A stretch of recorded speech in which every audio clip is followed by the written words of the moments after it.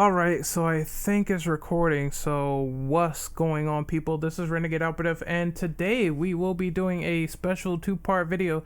This will hopefully be my last big analysis on the RE2 remake, but I wanted to do the first part justice and hopefully the second part. So the first part of this video will focus on all of the unseen footage from the RE Roundtable discussion. That was a discussion by the RE2 developers, like new and old, and they talked about the things they cut from the game, and we have footage from that. So I will be reacting to all of that compiled footage, and I will be giving my opinion on it as I go along as a visual. For the second part, I will be talking about all of the stuff that was indeed cut from the game, all of the alterations they made, and I will be giving my opinion on what I think sucked, what I think was great, what I think I didn't really have a problem with, and hopefully you guys really enjoy this as one big collaborative video, so let's get right into it and start this reaction off since it's been a minute. But we see Leon in the gas station, or is it a supermarket now, because it's like super fucking huge, dude. That's crazy. It's like more shells everywhere. Yeah, so maybe like the gas station was gonna be bigger and then they decided, no, that's not gonna work. So we have a interesting segment here. It seems like Leon is roaming through the streets being chased by Matt Walker from DMC fame, which signifies that the street segment was going to be a bit longer? Huh, okay. That's interesting, because there's not enough streets with Leon for sure. Like Claire, she goes through a street segment to get Sherry at the orphanage, but we don't see Leon do anything significant like this until he's with Ada, and even that's a really short segment when she's near Kendo's gun shop. So that is interesting. Maybe the zombies were going to pour out and chase you here, and you have to run and get away. This cutscene, I think, this is strange. Okay, so we have Marvin holding Leon at gunpoint, and the zombies behind him, and he gets attacked. Now I'm thinking maybe this was the original location for where Marvin gets bitten in the remake. Maybe this is what happens, and then they decided, oh well, it's stupid anyway, so let's scrap it and make him already injured. Yes, this is the locker room from Remake 2. So maybe that's where he was going to get bitten at first, and maybe it was going to be on cam, but they decided to change that around. So nothing, it seems like that area looked a little bit more cleaner as well. It's weird. And the lights are on. This area is super dark when you go in there. So we see is that some differing pieces for the unicorn medal? That's where you put it. And the names are different. It says Peter Piper and then Beautiful Beast. So they played around with that a little bit. And then we see the RPD computer. It looks like it controlled the shutters at one point. And then we see the horse statue falling off. Huh, okay. I'm just trying to really analyze this. Maybe it could be pushed, or I don't know. That's prototype bathrooms. Those are in the final game. Now this is interesting. This is a HUD that looks strikingly familiar to the original HUD in RE2, because the HUD in RE2 remake that's final is different. It looks like RE7. This is cool, and I don't know why it was cut. I really don't know why they didn't just say, hey, if we're throwing all this stuff in as DLC, then why not throw in the extra HUDs as a bonus if you pre-ordered the game or something, just like the classic soundtrack. That's weird. This is not in. You see, it's exactly like the old games. It's just super stylized, and I like the fact that they have this silhouette of Leon from Darkside Chronicles in there in his RPD outfit. That's cool, man. So let's continue on here. Oh, they're stuck on the screen for a while. This is another prototype HUD that probably, this reminds me of RE0 a little bit though, I'm not gonna lie. It's like a mix of the original and RE0 with the way it looks, all stylized. You got the EKG here, you know, you got the face. Again, this looks fucking good. I don't know why they didn't have like different HUDs, just like the classic soundtrack. As you can see some items from RE3, RE2. There's the lighter. That was cool that it was going to be in originally. I don't know what this is referring to. Let's see, what does that say? It says 3D audio effects, a technique of playing three-dimensional sounds while using headphones. So yeah, they did like kind of jack off the new sound tech that they were doing. That's why like you can hear Mr. X dumping about. This is just more beta footage, trying to see if I see anything interesting. Obviously low res this time around, just more testing of the sound effects. This is kind of cool. It seems like that is the model for Leon from RE4 as like a test. Huh. That would have been cool if we got something like his RE4 outfit. I think I mentioned this in the other part. They did indeed they did a redesign on the diner, but it's not in the final game. So they included it as a picture in one of the police reports for the RPD on like a table or something. I don't know where it is. That's like beta Mr. X. All crawl side, by the way. Okay, this is another segment that they talked about. So let me look at my notes real quick. This segment was when the cable car, the underground lab cable car, was actually overground, and you had to go to the mountain by car. And this segment was like cut out because the developer said that, well, if Leon had a car, why not just get out of like Raccoon City at this point, you know? So that's why this was cut. I don't know how it would have worked.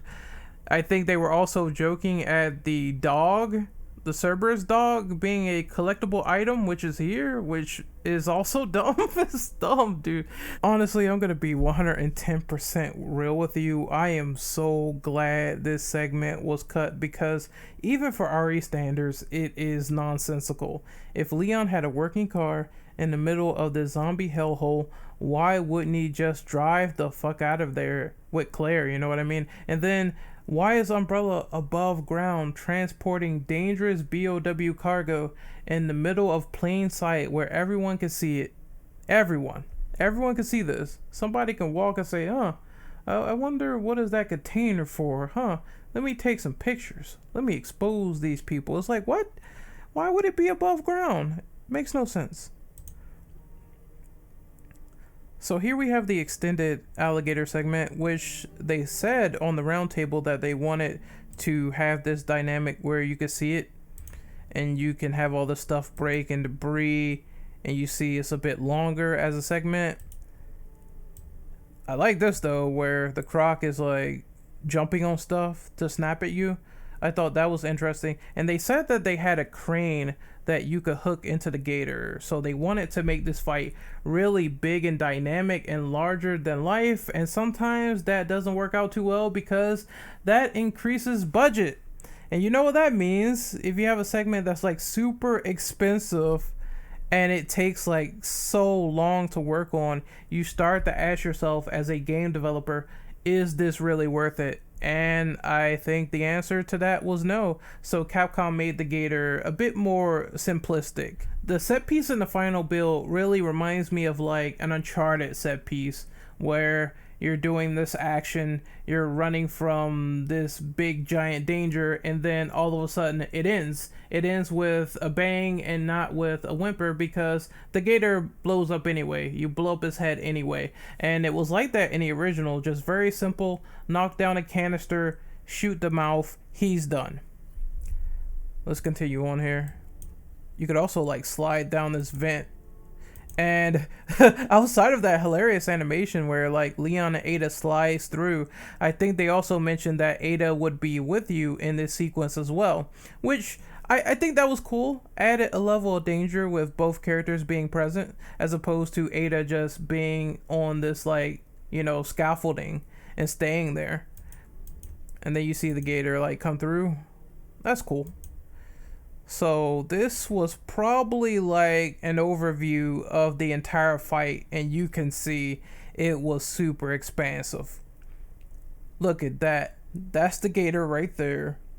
This is the characters. Entry points. They really planned this one out, man. Gotta give them props. They really wanted to make it bigger and better, but sometimes, you know, that doesn't always work. Now this is G2 Birkin, and he is clawing that ass like no tomorrow. They also talked about this in the roundtable discussion. They said that G2 Birkin was going to be also like in this area and different, but they said it reminded them too much of G1 Birkin in terms of like the environment and everything. So they decided to change it and make the environment smaller to differ up the fight, and I think that was kind of a bad idea, because the problem with G2 Birkin is that you're on a small ass construction site platform and you can barely outrun them. It's a really hard fight because of that limitation. And you can see like they try to vary it up with the fact that he can knock down debris and you could electrocute him supposedly. But yeah, in the final game, I don't think it worked out too well. This is an example of the fixed camera angles. Let me check my notes real quick. They said fixed camera was tested, but they found it hard to explain why it got cut. They said that originally it was going to be fixed camera when walking and third person while aiming. Okay, now I get it. They liked third person so much that they decided to stick with it. They also tried FPS when aiming at one point. So it seems like, yes, they definitely did try everything with this segment. They tried to put in fixed camera, but they just found OTS to be better in terms of fluidity. It is cool to see though. And it's like, if they wanted to add more, it could have been like optional, but that's like more research and development. And they also mentioned that because they wanted to use this whole getting close and intimate with the enemies when they grab you, that would shift from OTS to fixed camera and then back to OTS, and then it got really disorienting after a while, as they mentioned. So I can see why they just decided to say fixed camera was intrusive with these ideas. It is cool they tried though. It seems like that was cool that they could, you know, do the whole aiming aspect in first person and you could aim for limbs, but again, it's just like, I think the only reason they tried that was because RE7 got over and that was in first person. It is cool though. That reminds me of Metal Gear, like you're in a different camera angle and you can go first person while aiming. I kind of dig it. However, I just think it would take the scares out of the game, because it's like, well, just do like shotgun headshots or kneecaps and you're way too precise.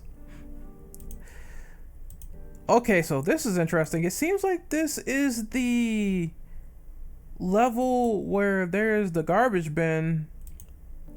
This is after you come from the basketball court and Claire is like tagging along or floating along or sliding along, because what the fuck is that? Like, what is that? She has no walking animation.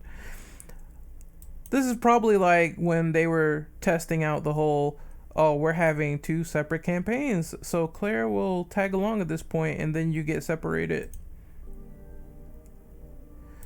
It seems like it was gonna be more Leon and Claire together. That would have been cool. Okay, now this would have been a new area for sure. Big ass umbrella complex. This is more of the, is that G1? It is, but there's like valves everywhere and shit. This is Marvin holding Leon at gunpoint at Kendo's gun shop. Interesting. More driving segments.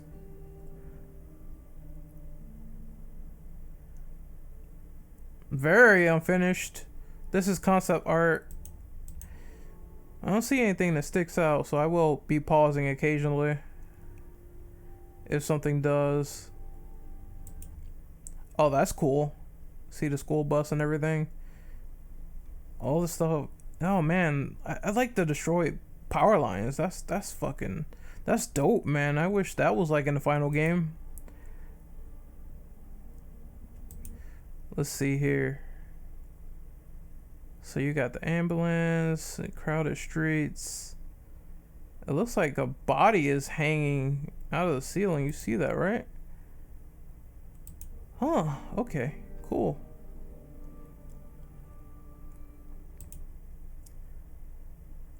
This looks like, oh fuck, I don't know if I can even zoom in on VLC. Can I? You better be able to zoom in. Come on, man. All right. Let's see. Double. Oh my god. I completely screwed it up. I'm sorry, people. I'm sorry. All right, so I think I fixed that transform so it could fit the screen. Now you guys can see all of the concept art again. Again, nice. Nothing that really stands out. I think most of this was in the final game. Looking at the STARS office. Okay. Seems standard. Everything is standard. I don't know about this place though. It seems like that's Kendo's hut for keeping his daughter like safe. So maybe that was like gonna be something expanded upon. That's cool. We see more differing cityscapes here.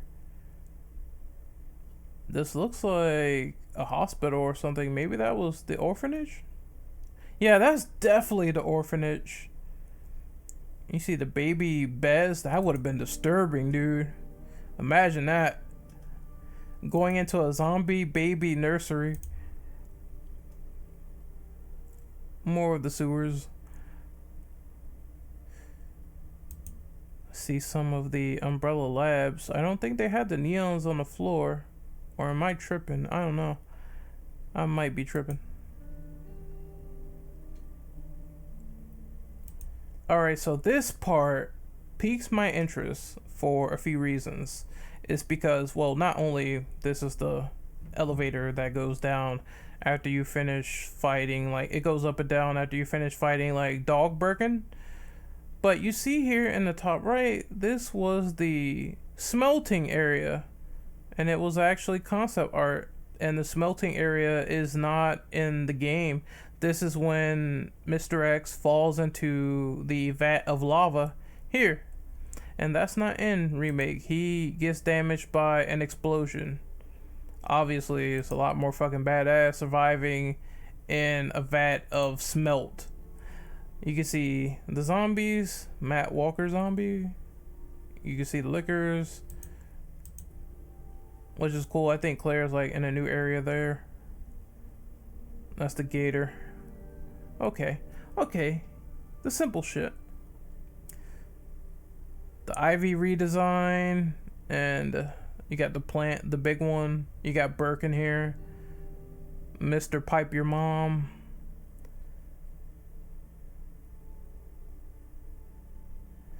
You got the various forms. I think that's like G3. I think that's G4, and then I think the next one is G5, obviously, which is the mutinous blob.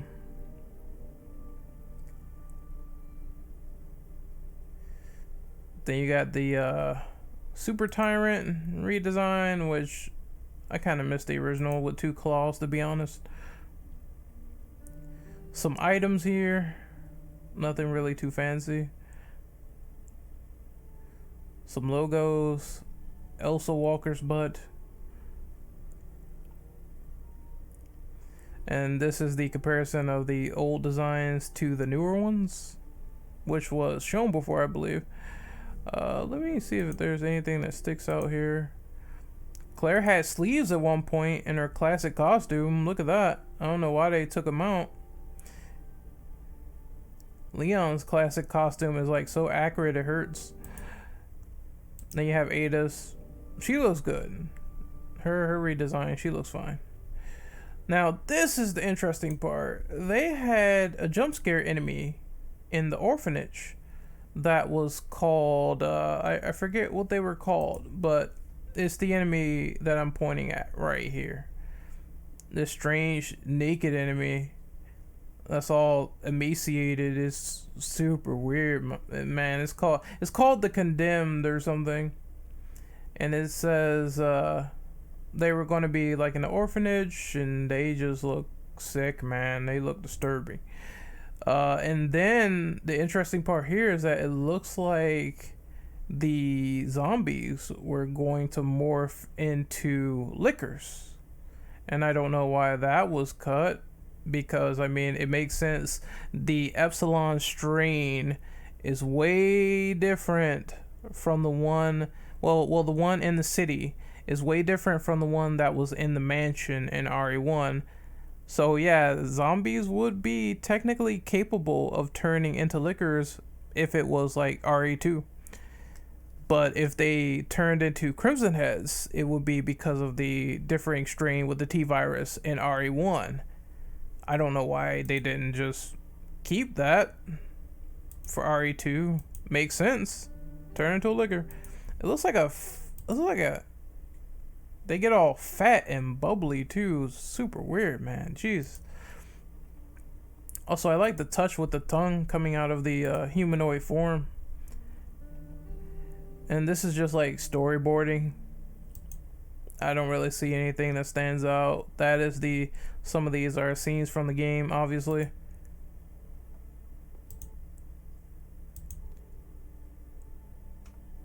Like the cop getting bit on the neck. And that is it.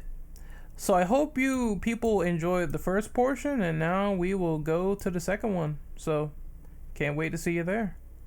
Okay, so for this segment, and I'm a little bit tired, so I apologize, but I wanted to talk about the cut and alter content in RE2 and give my overall opinion on what I thought. Again, if I'm not too loud, if I sound like I'm about to pass out, it's because I am. I'm gonna try to make this expedient. I really didn't get the chance to talk about this in my review, but cliff notes, man, cliff notes. We can always do other shit later that might be interesting content. So one thing you will notice for cut and altered content in Resident Evil Remake 2 is the fact that you will see some cut enemies. And for a game where you're fighting mostly BOW biological monstrosities, you will see the fact that enemies have been cut. The first one is the spiders, web spinners. They were in the original in the sewers, and these spiders would rain down poison on you if you stood still. They really weren't that much of a challenge. I guess they decided to say, well, let's make the sewer section a little bit more challenging, And in that regard, it kind of really just didn't feel fun because I don't like G-Adults. I don't like them in the sewer sections of Remake 2. I think they are annoying to get around. I think they are really weird in terms of how they operate, how you get around them, and it's just not fun down there. I'm not gonna lie, that's one of the hardest sections in hardcore by far, getting through that without like getting a single scratch. You're going to get grabbed, something's gonna happen, everything is not in your total control because you're waiting around in water. So I don't like that section in the game in terms of like the way it was made. So I think maybe they could have did something where it's a few G-Adults in the sewers that you encounter, since he's not a regular boss anymore, and then you have web spinners in other sections, like the section where you get the flamethrower. They could have made an entire sequence based around the fact that spiders are there and they will come after you. I think that would have been fun. I think that would have added to the enemy variety. I think it could have been like a creepy set piece where the spiders burst out of the humans' bodies instead of the G parasites. Lots could have been done there. Like maybe they could have brought something back from RE 1.5 with the man spider, like a living man and a living spider fuse into one, if they wanted to make that a little bit more realistic, because they've been going on the everything's got to be realistic aesthetic with RE, even though RE is like, for all intents and purposes, B movie cheese. That's what it is. It's always been cheesy, it's always been over the top, so I can't take it seriously when they cut things out that's centered on realism. This is like about undead zombies eating ass. It's about a 7-foot tall man with a crooked nose. It's all about a guy who sterilized an entire city, all because he wanted to please and fuck his Asian waifu Ada. And then you have the creation of Resident Evil 6's plot. It's always been over the top, so I just can't take RE seriously at all. I don't agree with the spider being cut, and the G-Adults were annoying, and I wish like just the regular singular G-Adult was a boss fight in the sewers, because if I had to deal with multiple G-Adults over that, I would take him as a singular enemy any day. Next we have the Moth. Now the Moth is a pushover. He's a pushover in the original people. He cannot do nothing. He can't do anything to you. You walk into that room, he's an optional boss. You have a super shotgun, you blow him away. He's the easiest boss ever. Now I know the Moth could have been redesigned, he could have been made better, but he's not a really memorable enemy. The same thing goes for the crows in RE. You just walk past them, you just run past them, you go to another door, the crows aren't a problem. The same thing applies for the Moth. These two enemies I really don't care about being cut, to be honest. Like, they could have made the Moth better. It would have made the lab a little bit more varied. That's the only point of contention. The Moth is not memorable at all, and the crows are really just pushovers. Now, I think the reason they took crows out is more than likely due to the camera angle, because they can attack you at like 360 degrees, like everywhere. Get behind you.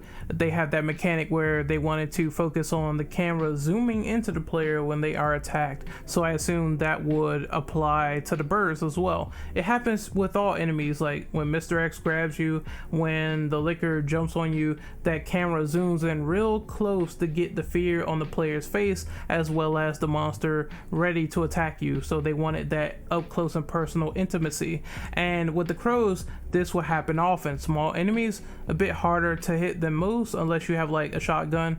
Handgun bullets would be kind of pointless unless you played on like assisted with auto aim, and some people don't. I think that would have been kind of annoying to deal with as enemies, so I can see the crows being cut. But once again, you know, like I said, they weren't really all that great to begin with, so it really doesn't bother me too much. Next up we have the super lickers. This was a variant of the lickers in the laboratory when you played RE2. These are lickers that are green and they have a little bit more hit points to them, so it takes a little bit more damage to take these lickers out. I'm kind of indifferent on this because it would have made the lab a bit more interesting. having them around and saying, oh shit, well, you have these new mutated liquors, what do? I gotta, adapt to the situation.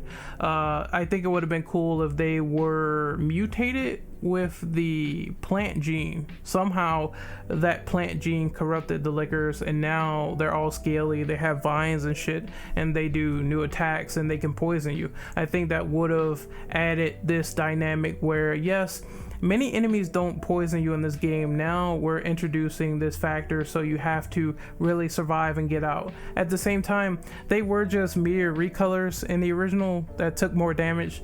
I'm really on the fence about having them in or having them cut. I know there's like 2 normal liquors down there in the labs, but it's just a thing I'm indifferent about. It's like they could have did something with them, but they were just recolors and reskins of the normal liquors that took more damage. When you think about the original, it's a little bit of indifference. When you think about the remake, they could have had some potential going for them there, but honestly, it's like it doesn't even bother me that they're out of the game. So yeah, moving on to the next one, we have Zombie Brad. Honestly, it seems like they're setting this whole thing up with Resident Evil 3 as we saw the trailer. Zombie Brat not being in RE2 doesn't bug me as well. And the reason I'm saying that is because I think it will be a more intimate experience if Jill kills Brad as opposed to Claire and Leon doing it. Complete nobodies to Brad Vickers. Complete nobodies. They don't know him. They don't have the experience with him. Jill actually worked with Brad as a teammate. So honestly, she's peeved that he probably left her behind at the mansion incident, but she worked with him, she knows him, they are STARS members. It would make a lot more sense to have this in the Resident Evil 3 remake as opposed to having it in RE2. So I'm not mad at all that Brad is like a picture on the wall as opposed to making a full appearance in RE2. I think it makes more sense if he has that moment with Jill instead as opposed to Claire and Leon, and maybe the developers are thinking that same way too. I think the last blurbs here in the enemy tab is the fact that the IVs got redesigned and there's no poison for IVs. I will admit that the IVs, they do look a bit generic now. At the same time, their original look, I just wish that they had the opening heads from the original to where it looks like a Venus flytrap opening, and that's like their head now. That would have been grotesque if it was like all teeth and maybe like a severed human head in there, with the ivy vines opening up and having that sort of menacing, decayed look. They just made them like a bit generic, like green zombies now without the potential behind them. And the fact that they remove poison is a bit disappointing. It's like already in the game, the only thing that you really get poisoned by is the G mutants. That's it. Nothing else really. You don't get poisoned by the IVs, and instead they put this stupid one-hit kill move, so every time they grab you they just instantly kill you, and that could be a bit annoying. At least if you have like a defensive weapon, and at least if you like spray a little bit of like flame rounds or the flamethrower, you can get rid of them easily. But it's just like they made them more of an annoying enemy as opposed to really thinking them out and thinking what strategies work against them and thinking how far can they push this new design. I think they could have had them, bake in the oven a little bit more than expected. Next up is the removal of EX Battle or Extreme Battle. This was not in the original game. I get so tired of people saying, oh, I hate that they removed Extreme Battle. It was in the original Resident Evil 2. No, it wasn't. It wasn't. Look at your history. Look at the facts. Extreme Battle was essentially additional content that they added in later in the DualShock versions of Resident Evil 2, not the regular release that came out in 1998. It was not in the retail release of RE2. I don't know how many times I have to say it, but yeah, this can be seen as add-on content for later releases. Even after the DualShock version, I think subsequent releases of Resident Evil 2 had Extreme Battle in varying versions, like the GameCube version. I think that definitely has it. I'm not sure about others, but I'm pretty sure Dreamcast has it as well.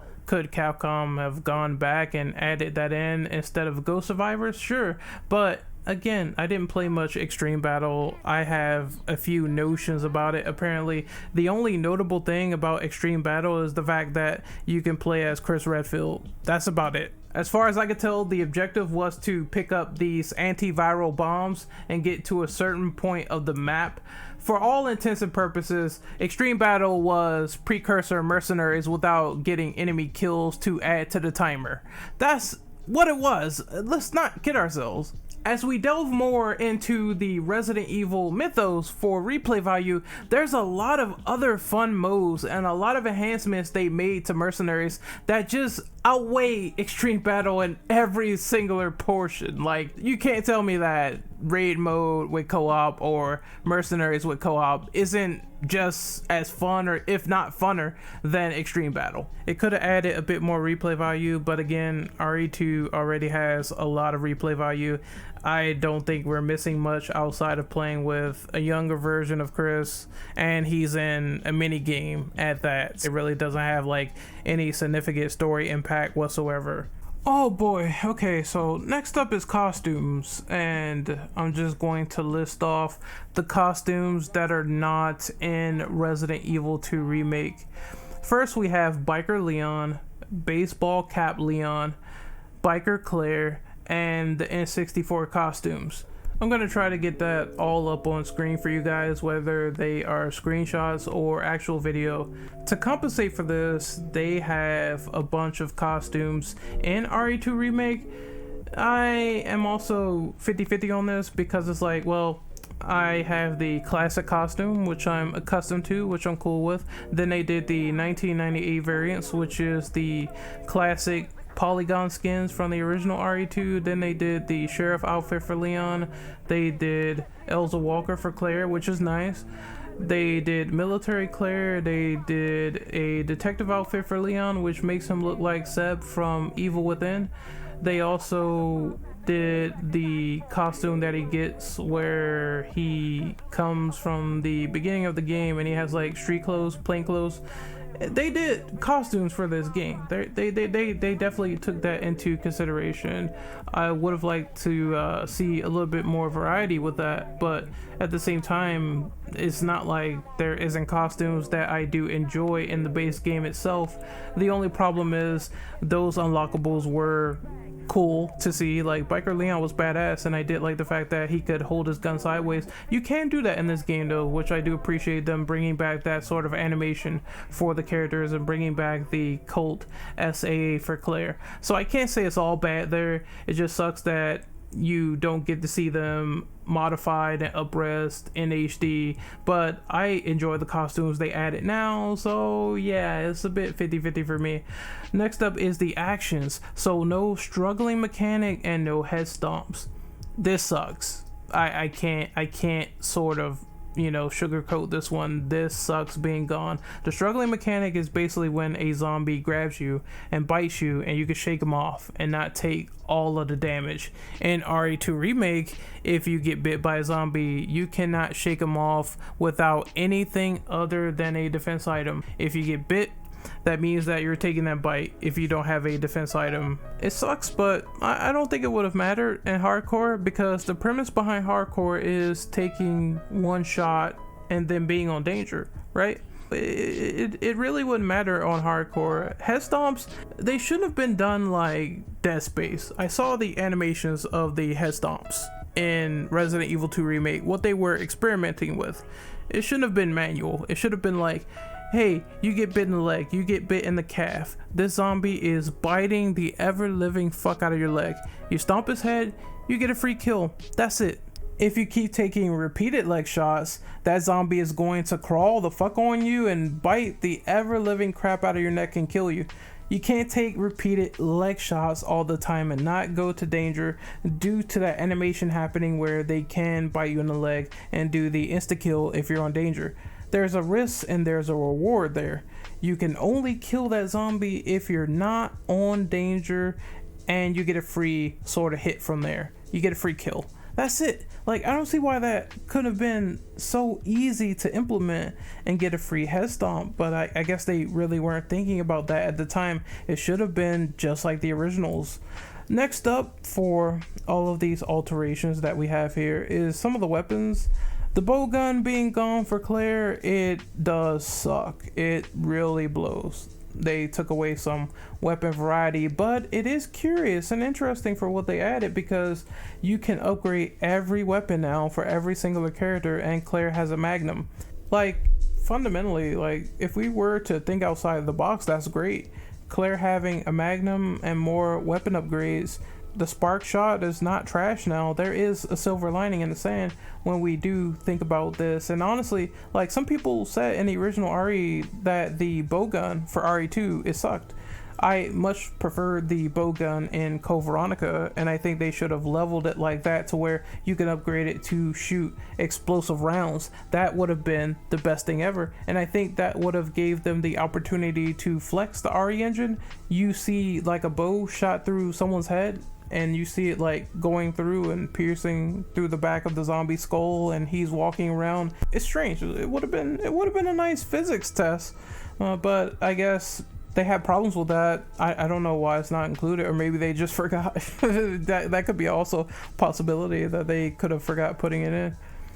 Next up is the normal grenade rounds for Claire Redfield. They only have the flame rounds and the acid rounds in Resident Evil 2 Remake. They don't have the normal grenade rounds that sort of explode like a cluster that you get, so you lose out on the ammo type. But honestly, the range on the explosive cluster is really lackluster. It's like basic grenade rounds suck in general. Let's not lie. When you get those acid rounds that really hurt enemies, or when you get those flame rounds that could like shoot from afar and it has like really good range, you really don't want to rely on the standard, grenade rounds unless you're really in a situation where you're swarmed and it's like an emergency.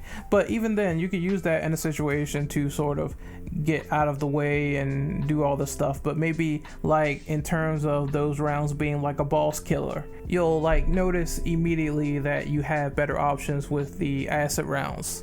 So yeah, I think the normal rounds, they have their uses, but in terms of like them being cut from the game, I mean, it's like a sort of catch, because again, they weren't that really interesting in the original outside of situations for crowd control. I would have preferred if they would have maybe put them in, but have them be like maybe the weakest rounds of the two that we already have included, like flame and acid, and just try something from there. But I'm sort of indifferent because, like I said, the regular grenade rounds are not really that interesting outside of crowd control. The clusters are cool though, I'm not gonna lie, that was a really cool effect in the past. I know one thing that's certain: it can't be worse than the P Epsilon rounds. It can't be as worse as the BOW rounds you got in Code Veronica. You only use them on the tyrant and that's it. I think they also work against normal zombies by cutting the health in half, and you only get 3 BOW rounds for the entirety of Code Veronica. Now that is the definition of useless. Let's see what we have next here on this list. I know it's a lot.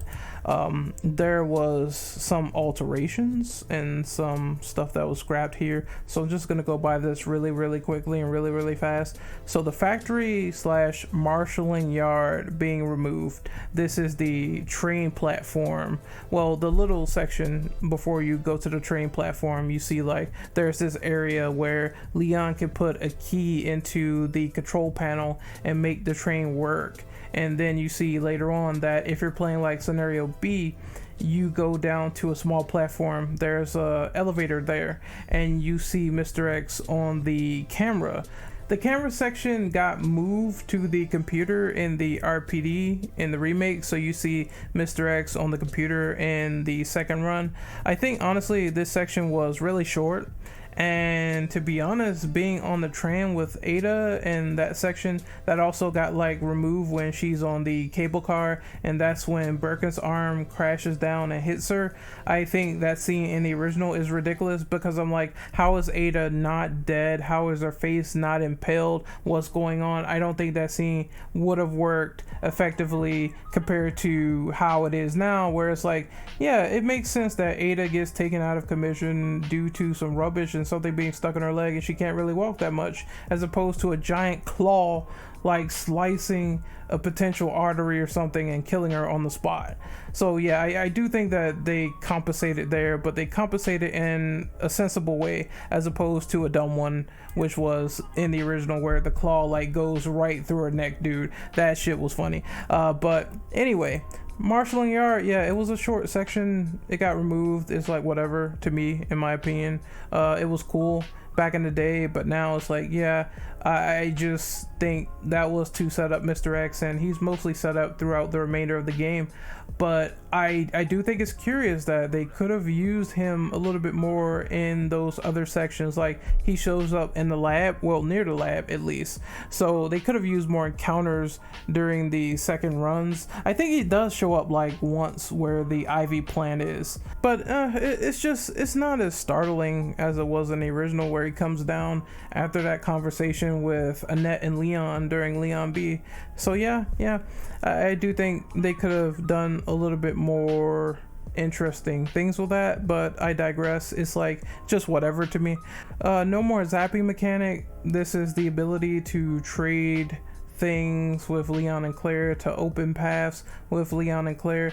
That also could have got some arrangement, because they could have worked on leaving things behind that would have made scenario B a little bit more interesting, but that's why scenario A and B in this game is just not that great, because they totally missed the point of how it worked.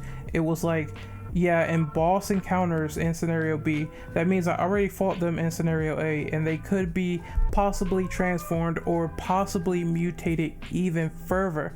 And I think they just missed the point on that. Like, second runs, they just have some different enemy placements and some things are open earlier, but they just missed the charm of the A and B scenarios from the original. So that was like a bit of a detriment, you know. I still love this game, by the way. I still think Remake 2 is great for what they tried to do and what they did accomplish, but there are some things that sort of is weird nitpicks to me, and I didn't like some of the cuts that they did, and some of the things they did cut really didn't bother me too much. It's this weird paradigm of things I like and things I kind of disliked, and I figured this is how this video was going to go.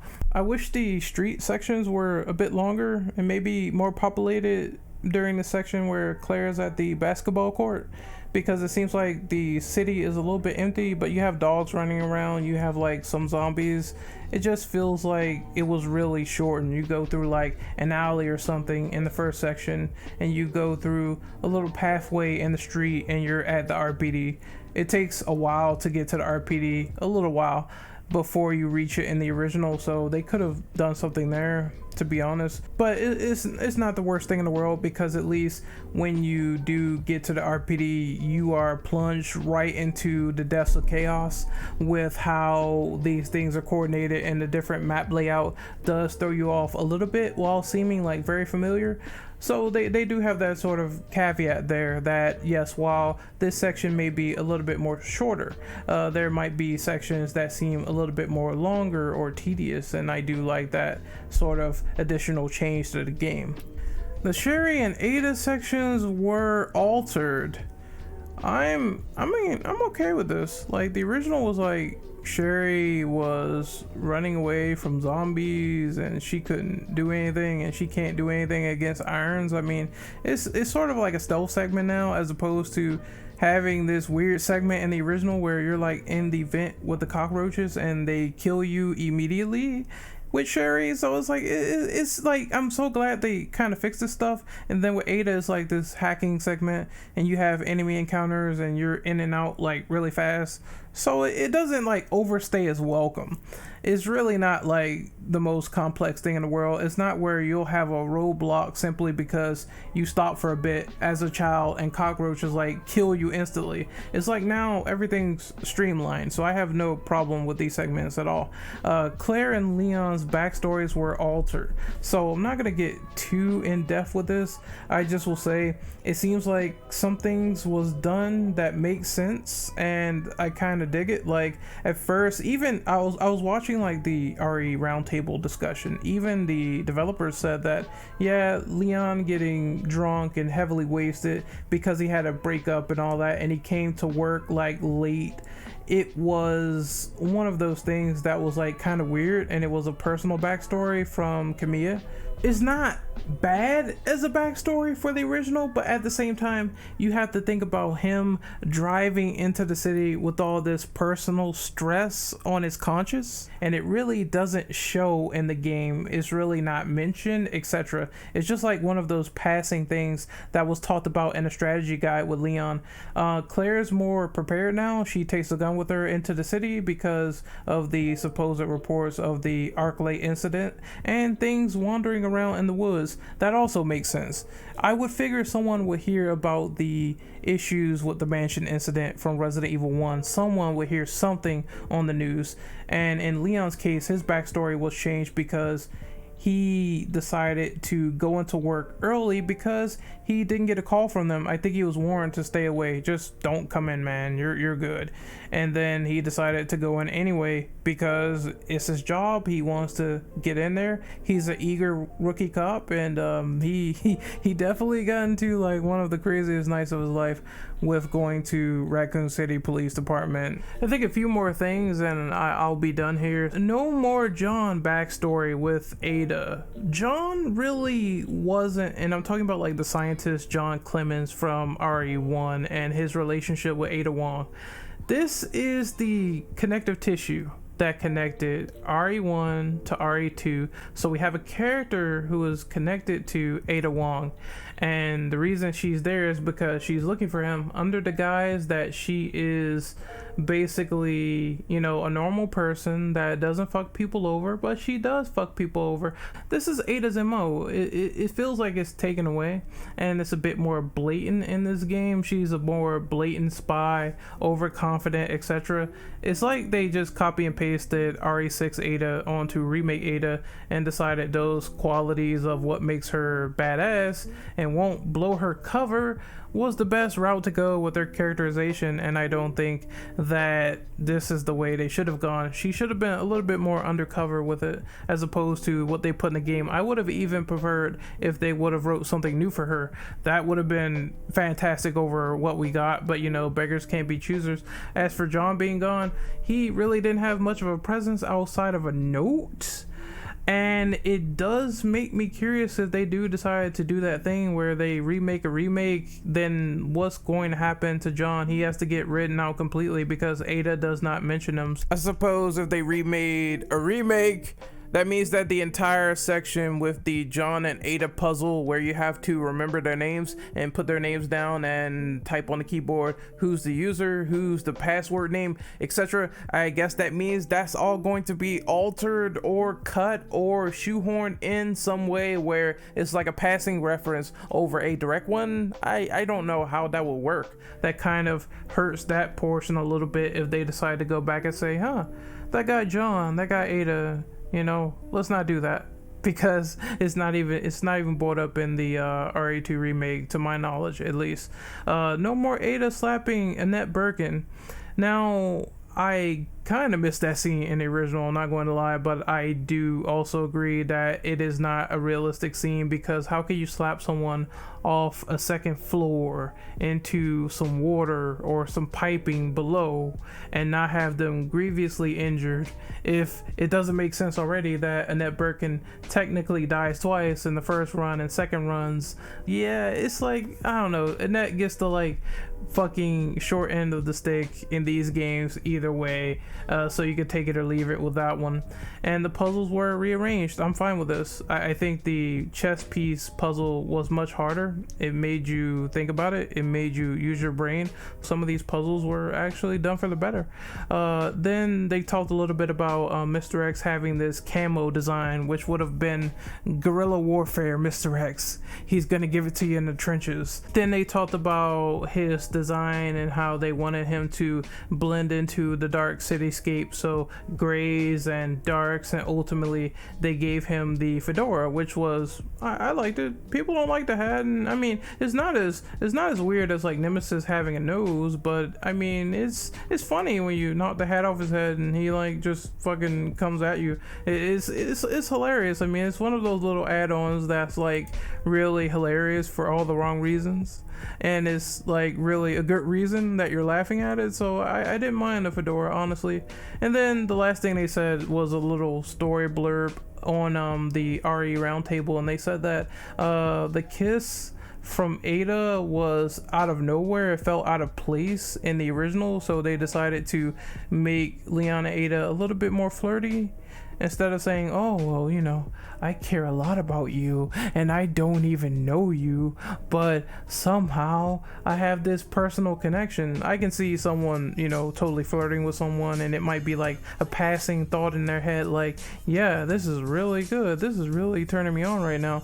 I don't really have to be in love with you to like really fucking get in those cheeks, Ada. But I mean, I can totally see that interaction instead, why she just outright kissed him, and he was sort of entranced by this, and this is why he took up the mission of doing all the brunt work in the lab. I mean, this is like naive Leon we're talking about here. For that reason, if they wanted to make that scene a little bit more natural, then yeah, I can totally buy it. Alrighty, ladies and gentlemen, I think that's pretty much going to be it for the video. This is like a 2-part video combined into one, so this might be like maybe an hour or something, or close to that, but hopefully you guys enjoyed me talking about all the cut concepts of Resident Evil 2 and what they did exactly with the remake, and everything about the beta concepts in the beginning of the video that I showed you guys, along with the discussion of what was in game and what was altered and my thoughts on them. Hopefully you guys really liked this video. I just wanted to get this stealth video out for you guys. Hopefully this is my final analysis piece on this remake, because I reviewed it. I also went over it in terms of a playthrough. I'm doing a hardcore run. I might do a knife only run, and hopefully this is done with like just covering RE2 on the channel as we move on progressively to RE3. I cannot wait until April. I think it's going to be awesome. I can't wait to have you guys there and talk about it. Once again, if you like my content, please slap the like button. Slap that like button. Tell your friends, like the video please, because that really helps me out in the algorithm. That really shows, you know, YouTube really cares about likes. Once again, you know, if you haven't subbed already, please sub.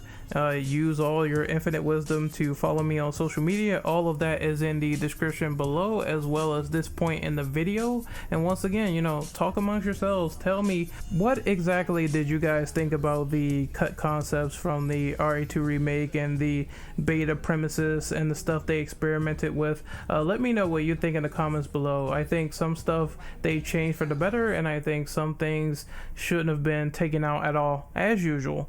So once again, this is Renegade Operative signing off. Once again, see you people later. Take care and be wonderful. See ya.